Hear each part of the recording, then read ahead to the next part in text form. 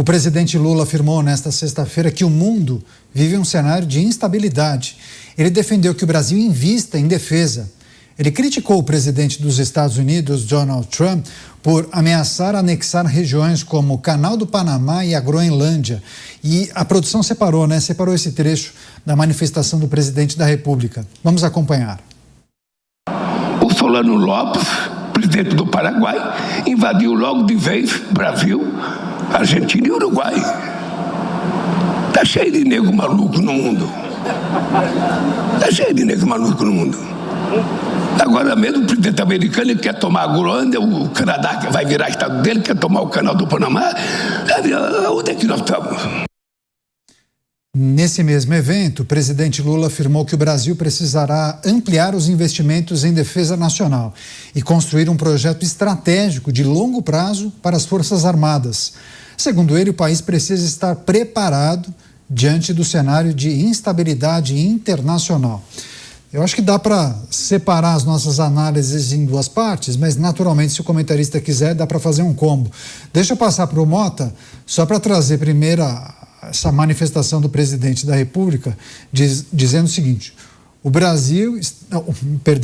planeta, o mundo está cheio de nego maluco. E aí ele emenda dizendo, o presidente dos Estados Unidos quer anexar Canadá, Canal do Panamá, Groenlândia. Você, Mota, a gente tem acompanhado uma porção de declarações do presidente da República.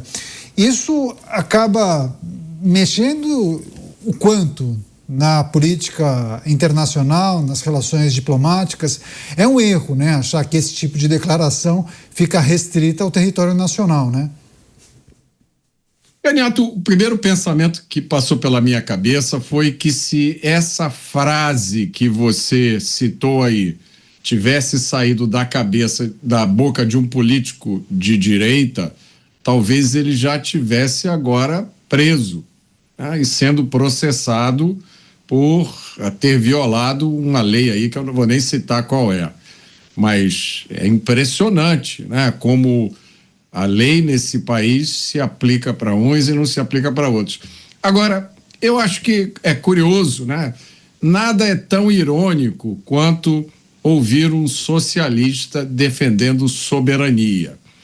A não ser que seja um socialista de chapéu preto. Eu fico pensando aqui que isso deve ter sido uma brilhante ideia de um marqueteiro.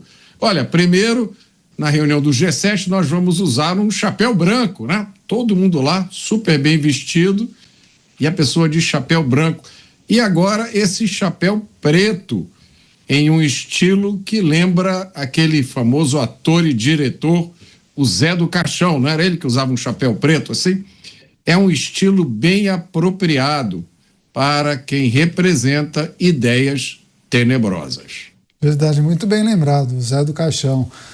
O José Mojica, é verdade, o cineasta. Você, Dávila, o posicionamento do presidente da República, para além dessa manifestação que o mundo está cheio de nego maluco, e aí, inclusive, dando como exemplo Donald Trump, tem também a sinalização de que o Brasil precisa estar preparado, porque o mundo está muito instável, né? Naturalmente, se referindo às guerras. O Brasil se preparar para um conflito precisaria se equipar bastante, não, Dávila? Interessante ele falar isso, quando ele é o cara que mais corta o orçamento das Forças Armadas, que mais tirou dinheiro da defesa no Brasil. É uma coisa inacreditável a hipocrisia do presidente da República. Se esse presidente fosse sério no trato da defesa nacional, teria garantido pelo menos 2% do orçamento nacional sendo investido na defesa brasileira, no equipamento das Forças Armadas, na modernização das Forças Armadas. Mas não é isso que ele faz. É onde ele corta gasto, é onde ele corta investimento, porque ele acha que isso é supérfluo. Então é um demagogo sem limite, que diz que é importante a defesa, mas corta o orçamento, corta o dinheiro, justamente do setor que nós mais precisamos modernizar. As Forças Armadas do Brasil estão capengas, estão carentes de recursos, estão completamente desaparelhadas para enfrentar o tipo de guerra moderna que nós temos hoje, como bem mostrou a guerra da Ucrânia com a Rússia, a guerra no Irã com os Estados Unidos e todos os outros conflitos. O Brasil está completamente à deriva na questão da defesa por causa de um governo que, se tiver que cortar dinheiro, não é combatendo o rombo de estatal, não é combatendo a corrupção, não é combatendo o roubo do INSS, não é combatendo fraudes do tipo do Banco Master, que tudo isso somado dá mais de 170 bilhões de reais, o que seria orçamento suficiente para a modernização das Forças Armadas brasileiras. Portanto, se tem maluco é no Brasil, na presidência, que trata a defesa com esse total descaso, cortando o orçamento e não compreendendo que a melhor defesa para a paz é um país preparado para enfrentar a guerra. Pois é, e é importante mencionar que esse plano de reforço da defesa, isso vai ser apresentado na eleição, isso será promessa de campanha. Agora, sabe o que é interessante? Esse anúncio, ou pelo menos essa sinalização, foi feita nessa agenda presidencial em Santa Catarina, cidade de Itajaí. E Santa Catarina, como todos sabem, é um estado muito mais conservador do que outros e que tem escolhido muitos representantes, inclusive do Partido Liberal, né? Deixa eu só passar para o Bruno Musa. Musa, deixa eu destacar uma outra fala do presidente que a gente não separou, mas ele disse o seguinte, abrindo aspas para o presidente da República: eu tenho dito nas conversas com os meus comandantes, nós precisamos construir um projeto estratégico e a gente tem que ter dinheiro para colocar esse projeto em andamento, para que as pessoas saibam que não queremos briga com ninguém, não vamos invadir ninguém, não queremos guerra com ninguém, mas que nós estaremos preparados para defender os nossos 8,5 milhões de quilômetros quadrados e 215 milhões de habitantes. Ou seja, não quer guerra com ninguém, mas se vier para cima, nós estaremos preparados. Mais ou menos isso. Preparado de quem? Se os Estados Unidos vierem para cima? Desculpa, isso chega a ser cômico, gente. Meu irmão mora em Itajaí há 20 anos, ele me ligou de lá e me ligou rindo, falou: o que dizer a respeito disso? Veja, preparado como? Defender como? Defender do quê? Qual a intenção dos Estados Unidos em invadir a fronteira, se é que ele quis dizer isso militarmente? Eu não sei de verdade em que planeta o governo vive. Eu realmente não tenho a menor ideia como é que eles conseguem ligar o ponto A ao ponto B. Na minha opinião, não conseguem de forma nenhuma. E aí sai esse tipo de monte de palavras, sopas de palavras, completamente desconexas e fora da realidade como um todo. Primeiro, que o tom dele é já mais belicoso. Segundo, que não há fundamento nenhum. Da onde tira que invadiria qual necessidade? Então, há umas coisas completamente foras aqui de qualquer nível de discussão sóbria e séria. Então, quando ele, querendo ou não, nas entrelinhas, ele chamou aqui Donald Trump de louco, né? O que mais que tipo de briga ele quer? Qual é o resultado que ele quer isso? Para mim, é pura narrativa para tentar angariar algum tipo de voto adicional aqui na campanha com esse tema de soberania que a esquerda adora colocar contra os Yankees imperialistas e etc., que tem pessoas que caem ainda nisso. Mas ela é tão desconexa da realidade que mostra muitas e muitas falhas e buracos na fala dele. Ele fala a respeito de ter dinheiro para investir, etc. Ele é o primeiro a falar que gasto é vida, que não tem o menor conhecimento do que é uma definição de investimento. Ele gasta dinheiro à torto e direito, com quase 100% da despesa do governo, para manter as despesas obrigatórias. Então, como é que ele fala em querer ter dinheiro se ele gasta todo esse dinheiro de maneira irresponsável e sem nenhuma preocupação com isso levar a resultados práticos negativos para a população brasileira, que acham, uma boa parte, que ainda estão sendo bem defendidas por um governo que faz esse tipo de ação. Então a desconexão é tão grande que eu fico pensando o que comentar disso tudo. Cada dia é uma frase adicional. Eu acho, sinceramente, que é questão de começarmos a, de fato, perceber, será que ele está realmente preparado para entrar numa campanha novamente? Há realmente as suas faculdades mentais está realmente 100% bem para conduzir um país num quarto mandato? Não é porque eu tenho divergências político-ideológicas que eu não vejo sentido em quem votou nele lá atrás. Eu entendo por uma questão de mundo e etc., mas hoje, com essas frases, sim, me parece tão óbvio que eu fico até preso em procurar palavras do que ele deveria, como ele deveria se pronunciar. Ou alguém chegar e falar, por favor, é hora de parar. Deixa eu chamar o Diego. Diego, muitas pessoas observam algumas sinalizações do presidente da República, do seu partido, da sua pré-campanha, para que ele comece a dialogar com outros grupos, né? Outros grupos de eleitores. Então, talvez essa seja a campanha, ou a pré-campanha de Lula, que ele tente manter algum tipo de conexão com um eleitor de centro, até de centro-direita. Você acha que quando ele promete investimento em defesa ou em outro momento fala em combate ao crime organizado, ainda que muitos não acreditem, mas ele faz um esforço em talvez sinalizar para esse público, também olharemos para vocês ou para as demandas de vocês. É errado afirmar isso? Não, não é não, Caniato. Eu acho que é exatamente esse o ponto. E aqui eu até abro um pequeno contraponto em relação à ponderação do Musa de que esse seria o modelo do Lula tomado por uma certa senilidade, né? Sofrendo aí um processo de bidenização. Eu acho que é o contrário. Eu acho que esse é justamente o Lula na sua essência, o Lula como ele sempre foi. Alguém que não se preocupa com aquilo que é dito, ele se preocupa apenas para quem é dito. A questão é que lá nos seus 2 primeiros mandatos, nós não tínhamos uma dinâmica de informação tão veloz, tão escalável como nós temos hoje. Hoje é muito fácil nós recapitularmos as falas do presidente Lula da semana passada. É muito fácil nós recapitularmos os atos do governo de meses atrás. E aí, quando nós confrontamos essas informações com aquilo que é dito no discurso aí fica estampada realmente a desconexão. Agora sim, concordando com aquilo que o Musa disse, a desconexão daquilo que é dito com a realidade.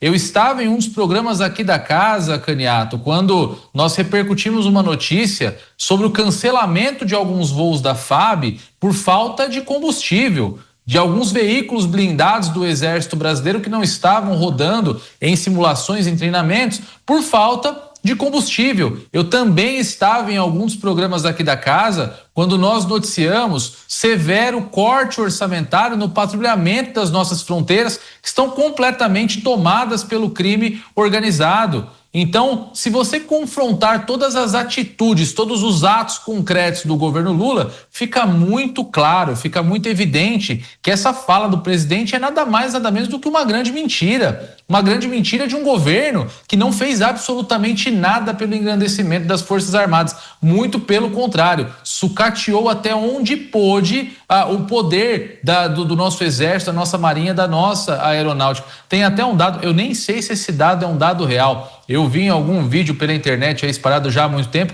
de que o Brasil, se entrasse em uma guerra, teria munição suficiente para cerca de 1 hora de guerra. Poderia ficar engajado numa guerra por cerca de 1 hora. Eu não sei se essa informação é real, mas o pior é que me parece real. Me parece real porque tudo o que eu noticiei aqui na Jovem Pan, nas minhas participações, que diziam respeito às Forças Armadas, era sobre corte orçamentário, sobre sucateamento, sobre falta de estrutura, sobre o desprezo do governo com as Forças Armadas, para agora, curiosamente, em ano eleitoral, o presidente aparecer em um palanque falando que finalmente chegou o momento de nós investirmos na defesa nacional, de nós investirmos no nosso patrulhamento das fronteiras para coibir agressões externas. Então, enfim, é um estado de coisas muito triste para nós brasileiros, que temos que nos deparar com essa verdade, com essa falta de compromisso das figuras públicas em seus discursos para com a realidade e, infelizmente, engolir isso goela abaixo, saber que o que nós teremos para as eleições de 2026. É isso daí. É gente que não se importa, é gente que subestima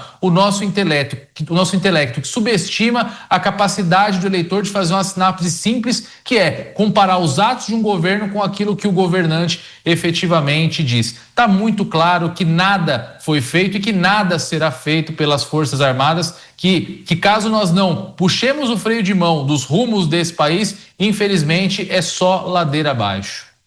Pois é, os nossos comentaristas analisam a manifestação do presidente da República em um evento em Santa Catarina, na cidade de Itajaí. Ele disse que é muito importante, é fundamental que o Brasil desenvolva um plano estratégico para se preparar para possíveis ameaças ao território nacional. Deixa eu só passar para o Mota, porque o Mota por diversas vezes elogiou e enalteceu a figura do ministro da Defesa, José Múcio Monteiro.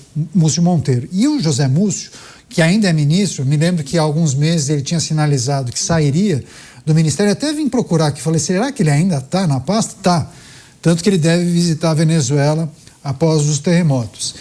E aí é preciso considerar as muitas ocasiões, Mota, em que o ministro da Defesa acabou compartilhando uma certa frustração, insatisfação com o fato descrito e destacado pelo Dávila dos cortes no orçamento para a defesa. Por que o presidente vai mudar? Se antes cortava, agora vai colocar um caminhão de dinheiro na defesa? Isso pelo menos será dito na campanha. Eu acho até essa questão da campanha duvidosa, Caniato, porque a defesa nacional é um assunto com o qual a maioria das pessoas não dá a mínima atenção. A maioria dos políticos não liga para isso. Defesa não dá voto. Quem é que vai votar num candidato porque ele reaparelhou as Forças Armadas? Isso não existe, infelizmente. As pessoas só se preocupam com defesa nacional quando soa o primeiro tiro de canhão ou quando acontece a primeira invasão, né? Não faz muito tempo, houve uma ameaça do então presidente da Venezuela, Maduro, de atravessar o território brasileiro para invadir a Guiana, e aí o Brasil descobriu que demorava vários dias para se deslocar um tanque para fazer a defesa desse pedaço de território. E aí eu vi muita gente indignada, dizendo, mas que absurdo. O Maduro saiu de lá, esse assunto morreu completamente.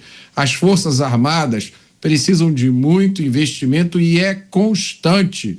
O investimento que se faz em defesa, você faz com o objetivo de que ele nunca seja usado. É como um seguro. Você paga o seguro rezando para não precisar usar. É a mesma coisa com o investimento em defesa. Infelizmente, são muito poucos os políticos brasileiros que entendem isso e se importam com isso. O ministro da Defesa é uma exceção. Aliás, o ministro da Defesa é uma exceção em vários aspectos. Eu nunca encontrei alguém que o criticasse. Ele é muito respeitado, tanto no meio militar quanto no meio político. Então, é uma grande exceção. Só destacando, foi uma cerimônia de lançamento ao mar e batismo da fragata Cunha Moreira, terceira embarcação do programa Fragatas Classe Tamandaré, segundo as informações estratégicas para a recomposição do núcleo poder naval da Marinha do Brasil. Dávila, eu só queria que você trouxesse o seu ponto de vista quando a gente observa uma declaração do presidente da República nesse sentido. Quem nos acompanha, enfim, várias pessoas escreveram destacando a fragilidade do Brasil em combater a entrada de drogas e armas no território nacional, ou seja, não conseguimos cuidar adequadamente das nossas fronteiras. Quando o presidente da República sinaliza que é preciso se preparar para uma invasão ou para um conflito, qual é a nossa situação? Você consegue trazer um panorama? Não precisa trazer números, dados, mas assim, qual é a situação? Temos forças bem equipadas, preparadas para um conflito regional? Tomara que não aconteça, mas na hipótese, o Mota lembrou bem do episódio levantado por Nicolás Maduro, mas caso o ditador naquela ocasião quisesse invadir o território nacional, por exemplo, para chegar à Guiana, e aí? Como o Brasil está preparado para lidar com uma situação dessa? O Brasil não está preparado, simples assim. O Brasil vê as suas forças armadas serem sucateadas há muitos anos. As forças armadas necessitam uma dotação orçamentária fixa, que eu considero no mínimo 2% do orçamento, para que possa ter estabilidade do investimento em modernização do arsenal militar brasileiro. Isso não deveria ir para gastar dinheiro com pessoal, mas com modernização, com equipamento. Veja só como as Forças Armadas em países como os Estados Unidos ou Israel funcionam como verdadeiras startups de inovação, porque aquilo que é desenvolvido pelas Forças Armadas acaba tendo enorme impacto na vida civil. Ronald Reagan foi conhecido por um projeto muito ambicioso que chamava-se Guerra nas Estrelas. Guerra nas Estrelas desenvolveu áreas militar que tiveram enorme impacto em computação, em ótica, e isso foi fundamental para o avanço norte-americano na tecnologia. Então, veja como o investimento em Forças Armadas não só garante a defesa do país, mas ela é um grande impulsionador de inovação. Israel é um verdadeiro celeiro de inovadores, empreendedores inovadores que trabalham nas Forças Armadas e depois acabam fazendo o seu próprio negócio ao sair das Forças Armadas. Veja só o que está acontecendo no investimento da Ucrânia na tecnologia de drones militares, um avanço extraordinário que está dando enorme dor de cabeça a uma das maiores potências nucleares e militares do mundo, que é a Rússia. Então, Caniato, investimento em defesa não é apenas um seguro, é uma forma de assegurar a defesa do país, de incentivar modernização tecnológica em áreas fundamentais para a defesa e para a sociedade civil. Portanto, a instabilidade orçamentária que existe hoje nas Forças Armadas é um cancro, é um câncer que destrói a capacidade de inovação das Forças Armadas. Por exemplo, a Marinha está investindo no submarino nuclear. Como é que de repente você fala, não, esse ano nós vamos cortar 40% da despesa? Mas como é que faz se você está num processo de desenvolvimento de submarino nuclear? Não dá para parar o processo no meio. Então, este é o sucateamento das Forças Armadas. É um total desrespeito à estabilidade orçamentária necessária para a modernização das Forças Armadas, para o progresso da tecnologia, da ciência, do desenvolvimento, que terão efeitos muito maiores do que a defesa, criando inovação no próprio setor privado.